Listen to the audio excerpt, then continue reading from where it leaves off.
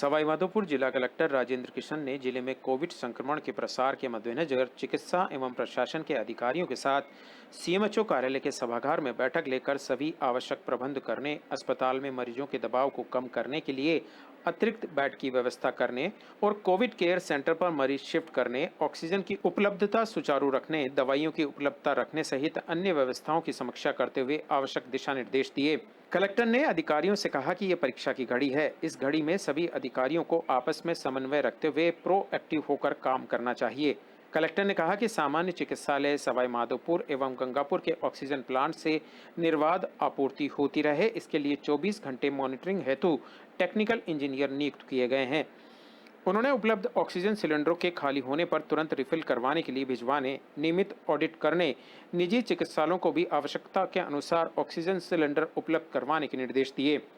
इसकी मॉनिटरिंग भी की जाए। कलेक्टर ने बताया कि वर्तमान में जिला चिकित्सालय में कोविड उपचार के लिए ऑक्सीजन बेड 130 एवं विदाउट ऑक्सीजन बेड 12 कुल 142 हैं। उन्होंने 15 अतिरिक्त बेड लगाकर शुरू करने के निर्देश भी दिए।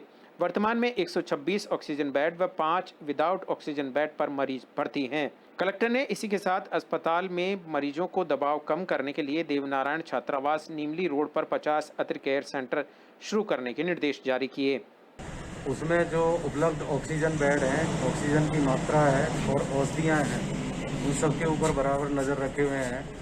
और ये बात सही है कि सारे ऑक्सीजन बेड फुल हो गए हैं।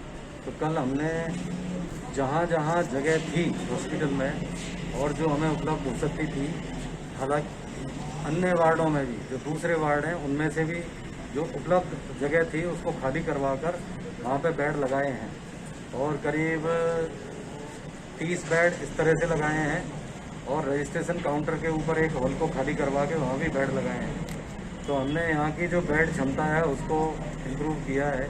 नए बेड मंगवाए हैं, कुछ हॉस्टल से मंगवाए हैं और हमने बेड की स्थिति को काफ़ी इम्प्रूव किया है। सर प्रेजेंट इसके अलावा जो ऑक्सीजन है, ऑक्सीजन प्लांट अलवर से ऑक्सीजन मंगवाई गई है।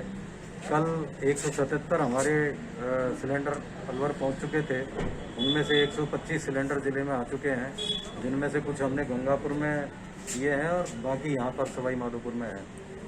ऑक्सीजन प्लांट सतत रूप से चलता रहे, उसके लिए एक वरिष्ठ आरएएस अधिकारी को प्रभारी अधिकारी बनाया हुआ है और उनके पास में 3 अन्य अधिकारी लगाए हुए हैं। इसके अलावा 2-2 इंजीनियरों की टीम 8-8 घंटे के लिए दोनों प्लांटों पर लगाई है, जो पॉलिटेक्निक कॉलेज के मैकेनिकल इंजीनियर और इलेक्ट्रिकल इंजीनियर हैं।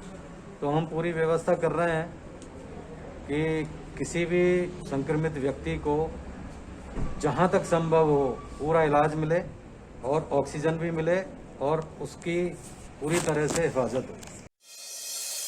कोटा शहर पुलिस द्वारा वर्तमान में कोरोना वायरस के प्रतिदिन बढ़ते संक्रमण के मद्देनजर आमजन को कोरोना वायरस की व्यवस्था के संबंध में जागरूक करने राज्य सरकार द्वारा लिए गए निर्णयों, लॉकडाउन एवं वीकेंड कर्फ्यू की पूर्ण पालना हेतु आमजन को समझाइश करने हेतु संपूर्ण कोटा शहर के सभी क्षेत्रों में रोड मार्च निकाला गया।